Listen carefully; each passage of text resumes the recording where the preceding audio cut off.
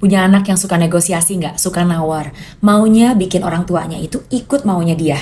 Mau beli permen dong bu, satu atau dua lah bu. Nggak perlu beli permen ya nak, tadi kan baru beli. Tapi aku mau banget, permen doang. Ah ya udah, ibu beliin satu permen ya. Sebentar lagi ibu beliin. Ah masa satu, aku maunya tiga. Maunya apa sih ini anak? Kalau anak nawar atau nego-nego seperti itu, respon kita biasanya gimana? Marahin anak? Udah, nggak usah dibeliin apa-apa. Minta melulu. Udah diem. Atau kasih aja apa aja yang dia mau. Abisnya mumet, denger dia ngambek-ngambek gitu terus nggak habis-habis. Anak zaman sekarang memang lebih ekspresif ya. Mereka lebih berani untuk berekspresi, kasih tahu ke kita apa yang mereka pikir, lebih berani minta ini dan itu. Jadi gimana dong? Setelah kita bilang no atau nggak boleh, biasanya anaknya kan akan nego atau minta ini dan itu kan. Coba kita lakukan hal ini. Coba dengerin apa yang anak mau sampaikan ke kita. Banyak dengerin aja dulu.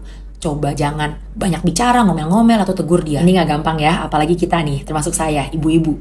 Dengerin berarti kita stop apa yang kita lakukan dan kita lihat anak kita. Bukan sambil HP-an, mata kita bukan sambil lihat laptop atau TV. Kita liatin anak kita dan dengerin. Waktu kita lakukan hal itu, kita sedang respect perasaan anak dan kemauannya dia. Terus gimana? Nah, kita kan udah bilang enggak kan, enggak boleh. Ya, tetap kita pegang keputusan itu. No is no, enggak boleh itu enggak boleh.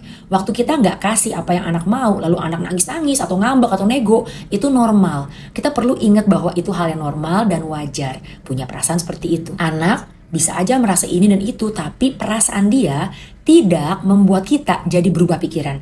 Tidak bisa bikin kita jadi ngasih apa yang dia minta. Kalau ibu bilang no, itu no. Kita sampaikan dengan tenang dan tegas, nggak perlu teriak-teriak. Setelah dengerin anak, kita juga bisa konfirmasi perasaannya dia. Iya, ibu tahu kamu mau beli es krim ya, tapi nggak bisa, jadinya kamu kesel. Udah, kita validasi aja perasaannya dia dan kemauannya dia.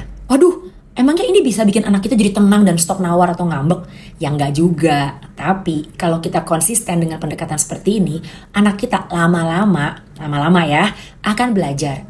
Kalau ayah dan ibu itu bilang no, itu no. Dia mau jungkir balik, nangis-nangis pun tetap aja no. Jadi anak belajar kalau batasannya orang tua itu jelas. Anak juga belajar melihat bahwa orang tuanya itu tenang dan stabil. Anak juga merasa bahwa orang tuanya itu dengerin dia dan sayang sama dia. Waktu anak gak dapat apa yang dia mau, biasanya dia merasa kalau orang tuanya tuh gak sayang dia, gak adil dan lain-lain. Sekali lagi, itu perasaannya dia saat itu. Anak kita nih mungkin baru lebih ngerti tentang hal baik yang kita coba lakukan buat mereka nanti. Mungkin beberapa tahun lagi saat mereka sudah lebih besar. Semoga bermanfaat.